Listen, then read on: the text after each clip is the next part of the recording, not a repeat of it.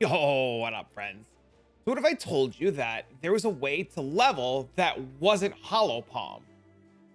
What if I told you that you can just get a couple of uniques, a couple of skill gems, prep a character, path towards the ranger starting area, and blitz through the entire campaign in like, I don't know, 3.5 hours? Now, I know a lot of you are going to say, but I like Hallowed Palm, and there's going to be a bunch of you that say, I hate that scale. Well, today on stream, I wanted to level a new character because I like control copying and control pasting character builds in the videos to showcase to you guys. And a really good buddy of mine, the slinky, kinky, SunnySideChippy Flippy, it's a mouthful, I know. What up, Sunny? Decided to say, hey, I see you're going to level a new tornado shot character. I see that you're working on something cool. Would you mind trying my way of leveling? And I was just like, I'm in. He's like, what is it? He's like, it's not Hallowed Palm. And I was like, I don't care. Whatever the hell it is, I'm doing it. Give me it. So what I wanted to showcase to you is the leveling of this character, how it plays, what it does. But before I even do that, I'm just going to bring it into Act 10, into the Desecrated Chambers, and just show you what it does. Now, there's nothing fancy on this. Well, that's a little bit of a lie. There's some fancy, cool stuff. And we'll talk about everything in a minute, but I just wanted to show you really quick just how it works, how it functions, what it does, and some of the really cool things. So as you can see, we are a ranger style leveling tree that just runs around the maps, has Mirage Archer, and fires 4,672 and 96.24 420 69 Blaze It Bro number of arrows and hits the entire screen. Now, I know Hallowed Palm does the exact same thing and does an absolute metric ton of damage, but I pretty much, if I like just check my play, we're at 3 hours and 10 minutes, and I have killed, let me check my passives. I have not grabbed passive points from the Reflection of Terror. What the hell is that Act 8? Did I do Act 8 and not grab my... I'll grab him after this. I'm the worst. But essentially, this is what it does. This is how it works. And when we went through the campaign, we died a whopping total of 9 times. One of them being in labs, one of them being to Katava in Act 5, one of them being prepping to record this video. And just pretty much, like, we just blitzed through every mob. Now, I know somebody's gonna say, well, what about the boss damage? In a second, we'll get to Innocence, and I'll pretty much showcase how Innocence dies and what to expect and what to go about. Now I get on over to Innocence and I start the fight. I just, you know, shoot him a couple of times and he's dead. That's it. That's the build. That's how it works.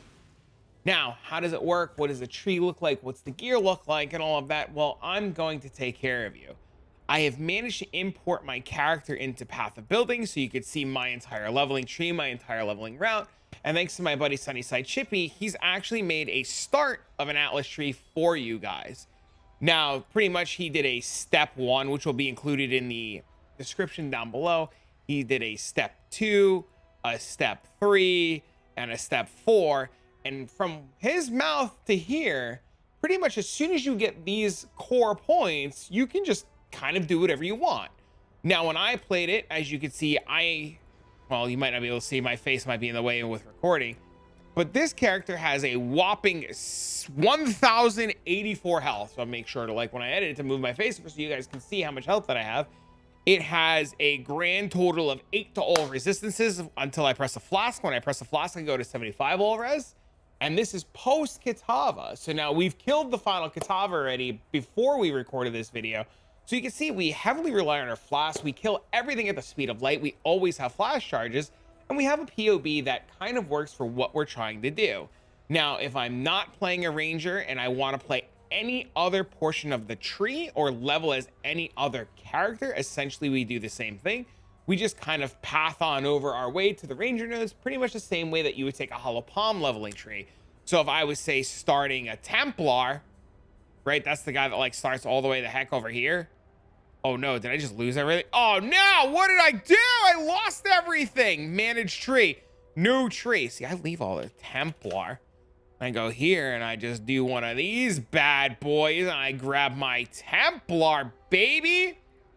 Oh no, I just deleted that tree. I'm an idiot. Oh, there we go. Templar tree. Templar. We can just come just straight down and go right to precise technique. And then we just do everything on this side of the tree and then unspec everything. I know, it's crazy, right? It's weird. And somebody's gonna be like, I don't want to do that. That's insanity. But you go to max roll, go to any site looking at Hallowed Palm. They all do the same thing. You are leveling your 3rd, 4th, 5th, 6th, or 7th character. And I just wanted to give you guys another alternative way to do it that's relatively easy to do and completely different. Now, you're going to say to me, well, every character can do this. Your POB doesn't have all the characters in it. Like, what the heck? I'm giving you guys the essential blueprint. The blueprint is available. If you have questions or you don't know how to start, leave a comment down below. We'll do our best to get you guys help.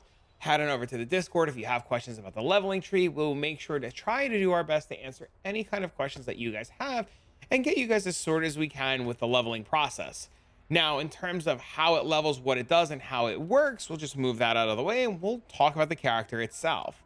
We are not leveling Hallowed Palm. We are leveling with a bow and a quiver, and we have different stages of leveling gear. Now, Sunny gave me everything I needed for the leveling stuff, and he passed on the information to me, so I'm going to be doing that and passing the information on to you. As far as the character goes, we are going to be leveling with a WindowHail. And if I take the gems out of the WindowHail, you guys will notice right away that WindowHail is a level 1 bow, and we can equip it right away as soon as we create our character and kind of get started without worry. Now, as far as the roll on the WindowHail goes, the higher the roll, the better off you are, because we're going to be scaling all of our damage and all of our everything off of our quiver 100% of the time. And that's just going to kind of scale as we go with levels. Now, when I started this character, originally Sunny gave me a quiver, a very basic rare Act 4 quiver that just has damage on it, attack speed, a little bit of life, and damage with bow skills. These quivers you can find on the ground. You can grab a quiver from a vendor, hit it with an alk orb a couple of times, and it's really easy to get this quiver to just kind of get up and running. As we continue on and we level, we just grab a Hyries Bite, the nice shark tooth quiver. This gives us everything we need in terms of all of the stats. So as soon as we hit level 14, we never have a stat problem again. We never need to worry about Astramentus or any of our really weird stuff. We have all the stats we'll need for the entire duration of the campaign and leveling of the character, and you'll never have to worry about pretty much any of your skill gems or where you need to put things. And as soon as we get a little bit higher in the leveling process and get what we need, so you'll notice right away, I don't have the int to wear my gear anymore because I have to put the bow on to work with the Hyries Bite. Now, you'll notice right away, we have another Hyries Bite. This one is a level 24 requirement Hyries Bite. This has been corrupted with just a bunch, and I mean a ton of damage. You can get these quivers on the trade website. They're not that crazy expensive. Fingers crossed this doesn't happen like the last video.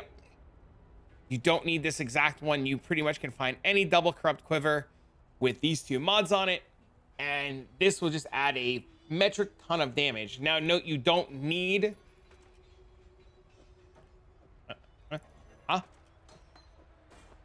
You don't need this quiver. Right now, we're looking at 13,242 DPS without that quiver on. If I put that quiver on, we get another like 15,000 DPS. It's not a whole lot of extra damage. It's a little bit of extra damage, a little bit. But if you're going to level multiple characters for the remainder of the league, or you're going to level a 2nd, 3rd, or 4th character going on in the future, it might, maybe a little bit of an investment. Not the worst idea.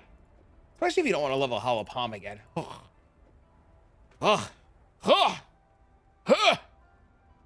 Anyways, let's talk about the character, the gear, and what's going on. The character is a ranger in our current case, or any type of bow character on any ascendancy. We are going to make use of the fact that Mana Forged Arrow fires 4,672 different arrows and attacks at the exact same time, and we're just going to take full advantage of that. Our main Tabula Rasa with our main 6th link is going to be a Divergent Lightning Arrow. We use Divergent for Fizz converted to lightning damage for a bunch of extra damage. We use a Mirage Archer support. We use lesser multiple projectiles. Now, all of the skill gems going forward you're going to see are going to be alt quality, and this is for quality of life purposes. You don't need these alt qualities by any means, shape, or form, but if you buy a set once, you'll never need to buy a set again. So you only need to buy 1 set of these gems for the entire duration of the entire leveling experience for the entire league and never need to worry about it again. So we get anomalous lesser multiple projectiles. This so we have reduced mana costs, reduced life costs, increased projectile speed. We get Divergent added lightning damage because it just gives us more fizz converted to other elements. We get Divergent elemental attack damage support, which gives us Ellie Leech. And then we grab Divergent Trinity, which gives us physical damage to a random element. So we're converting all of our fizz to a random element. We're dealing a ton of random damage with tons of different elements. We're gaining a bunch of mana because of the Divergent Wed, and we just kind of just blast our way through the campaign. Now we're going to be pairing that with an Assonance Mark Iron Helmet. This will fire a bow skill when we trigger a socketed spell with a bow attack.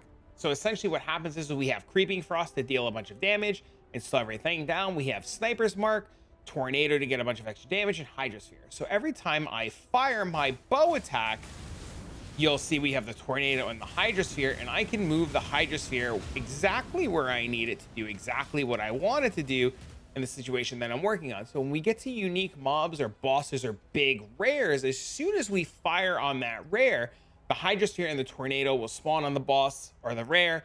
It'll be marked with Sniper's Mark. It'll take infinite damage, as you saw while we were leveling, and pretty much just blow up everything on the screen without you having to worry. Our quiver, the Hyries Bite. We don't even have the good quiver on right now. We're just putting the good quiver back on because I'm going to go level when I'm done with this video. 7 league steps for movement speed.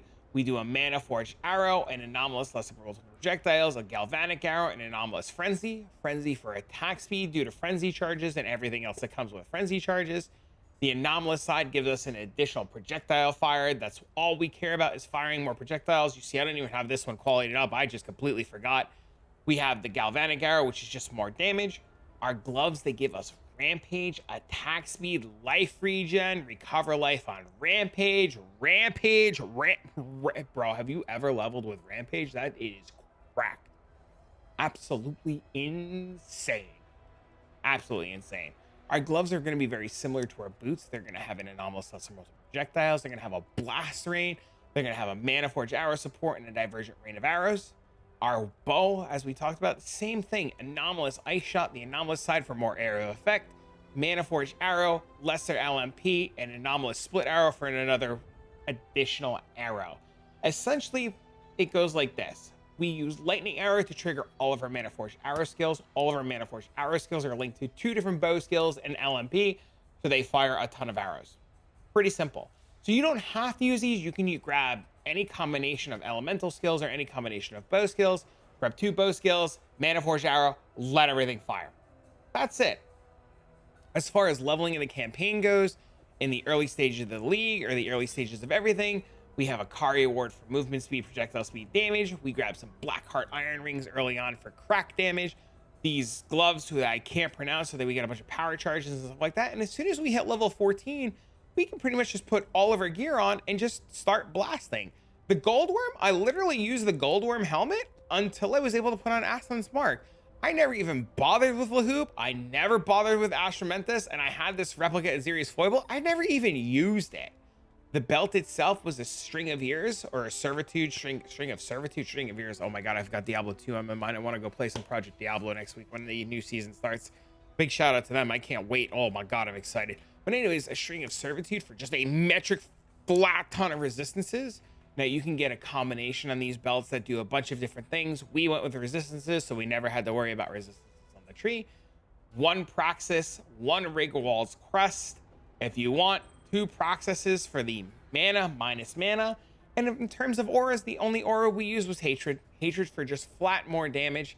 If you don't have flat damage, Haste. Haste to go faster. Haste is also really good. I like Hatred a lot. Hatred was more damage. So that can be it. And our movement speed is Flame Dash. In terms of our Flasks, since we're not using a Mage Blood, if you have a Mage Blood, get a Mage Blood, put a Mage Blood on, just beat the game, you just win. But if you're not and you don't have a Mage Blood, we just use a Elemental Resistance Flask. Charges reaches full. An increased attack speed flask on a silver flask with increased effect. Ideally, we're going for the exact same setup where we're just going to take really good flasks and abuse them, and the fact that we just shoot everything, kill everything, and get a bunch of charges back really quick. Our flasks are always up, and we're always blitzing through the campaign. We're gonna have a granite flask with a bunch of armor, increased effect, mana reduction, so that while this is going, we can just have a bunch of armor, and our skills cost less, so we get 2,000 armor, and we can just kind of fire. And then a quick silver flask with some life regeneration and movement speed. So if I hit all my flasks, I got a nice little speed boost. We kind of chilling, we shooting a little bit. Our screen is nice and wonderfully cluttered, and we just kind of just go through the campaign and kill everything. Like I said, it took me about 3 hours to do everything. I did miss a couple of skill points. As soon as I'm done recording this now, I'm going to go back and get them. But just to kind of show you how it goes, if I were to just go once again to Act 8, I guess I missed the bathhouse altogether, which is mind-blowing to me because I never miss anything, but I guess I was going so fast while I was streaming and just talking to everybody. I did not pay a single attention at all at any point in this leveling process of what I was doing, and it was just absolutely insane. Labs was a cakewalk. Izaro just kind of fell right over. Rares in the axe were not a problem at all, and thanks to things like Mirage Archer and it being a ranged skill that fires so many projectiles, you can just go through zones and fire and not worry about anything because things shoot, things chain, things bounce, things do all kinds of cool things that just pretty much make your life really easy. Especially in a zone like this, while you're trying to go through it, this zone can be quite terrifying for like characters. And you see, like, I have 1,000 health, no fear in the world. I'm just gonna start blitzing, especially now that I have my flash charges up. We're cruising, man. It's gonna be the one time I'm gonna die while I'm saying such awesome things. It's gonna be like the last video where I just kind of get giga clapped somewhere along the lines and somebody's gonna be like, LOL, XD, idiot. And I'm gonna be like, no, I swear it's really good. And they're gonna be like, no shot. And I'm gonna be like, yeah, no, I swear. You know, it's fine, right? We would never, you know, ever. The worst part about leveling this build and the hardest thing about it is literally just getting through Act 1, but that's pretty much any build is getting through Act 1. Act 1 is like the bane of existence for pretty much everybody in the entire game. I think Act 1, I don't know what the heck they were thinking or why they decided Act 1 need to be harder than like Act 10 on a Juiced 8 modded map trying to sit in Crimson Temple Apothecary heck. But they really test the fate. But yeah, you see, we get to this boss, we kind of do our thing, we shoot a bunch of times, and just like that, he's dead. But yeah, this is it. I just thought this leveling was some of the best leveling experience I've ever had, and I really want to thank Sunny and everybody who showed me this and helped me get all this stuff together, because it's great. Now, I mentioned one last important thing before I leave, and I'm going to put a little chapter here, because this is important. Importante. Let me get my skill book before I forget. My other skill book. My other skill book. And my other skill book. Did I get them all? I missed Katava's Torments. I gotta go back for that. The way forward! I never went back to Act 1 or the Queen. Oh my God. Anyways. It's embarrassing. Embarrassing. One last thing that I want to mention, super important. I said you only needed this one set of this gear, one set of anomalous gems or alt quality gems, one set of armor, one set of everything. And something very important that a lot of people, even when I was streaming, forgot that you can do is if I were to take these gems when I'm done leveling now and move this gear to a fresh character to level, I can take 4 orbs of regret, go to the vendor, and I can vendor my gem with an orb of regret and reset it back to level 1.